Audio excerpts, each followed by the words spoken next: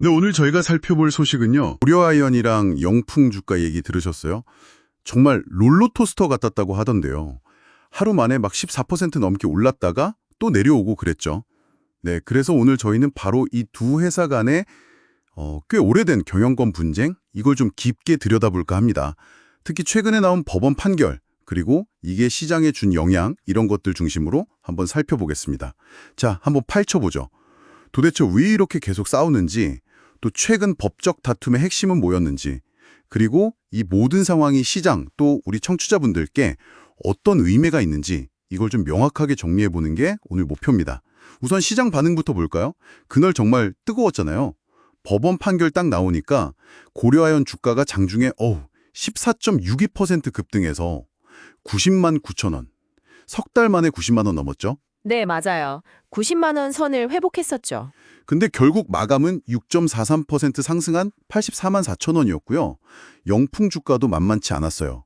장중에는 24% 넘게 폭등했다가 그래도 상승폭 줄여서 3.6% 오른 4만 3,200원에 마감했죠. 와, 정말 변동성이 엄청났습니다. 네, 이 엄청난 변동성, 그 중심에는 역시 법원 판결이 있었던 거죠. 서울중앙지법에서 이제 영풍이 고려아연 상대로 낸 소송 있잖아요. 신주 발행 무효 확인 소송. 거기서 영풍 손을 들어줬어요. 아, 영풍이 이겼군요. 네, 근데 여기서 좀 봐야 할 게 법원이 고려아연이 그 HMG 글로벌, 그러니까 현대차 그룹 해외 법인이죠.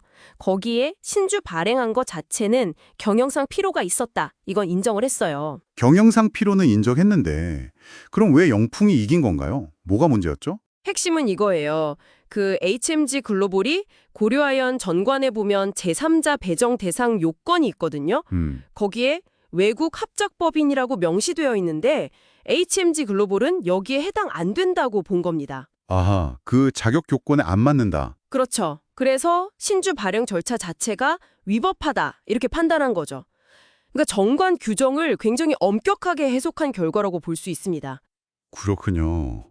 와, 그러니까 단순히 그 정관 문구 해석 하나가 이렇게 큰 파장을 일으킨 거네요.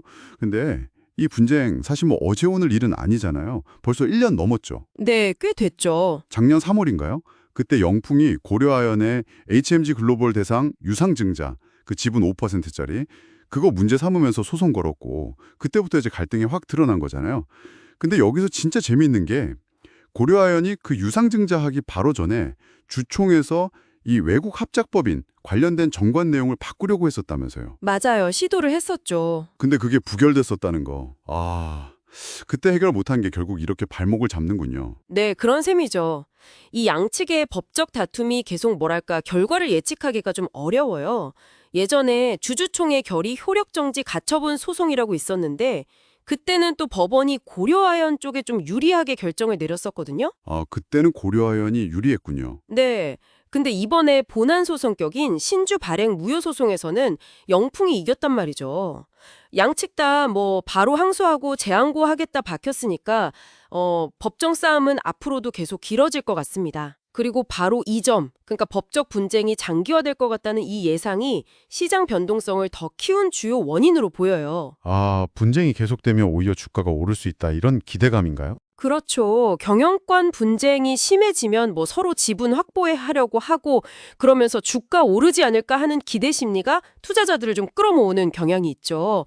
특히 고려아연 같은 경우는 과거에 황제주 소리 들었잖아요. 주당 100만 원 넘었으니까. 네, 맞아요. 황제주였죠. 그러니까 시장의 기대나 관심이 더 클 수밖에 없는 거죠.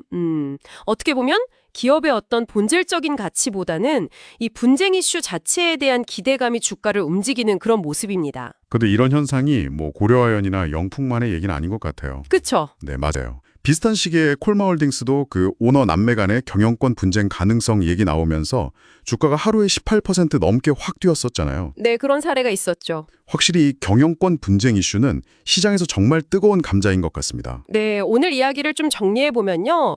결국 법원은 고려아연이 HMG 글로벌의 신주 발행한 게 정관 규정을 어겼다 이렇게 봐서 영풍 쪽 주장을 받아들인 겁니다. 이 판결 때문에 1년 넘게 계속된 두 회사 간의 경영권 이런 분쟁이 다시 좀 격화됐고 또 주식시장에도 큰 변동성을 가져왔죠.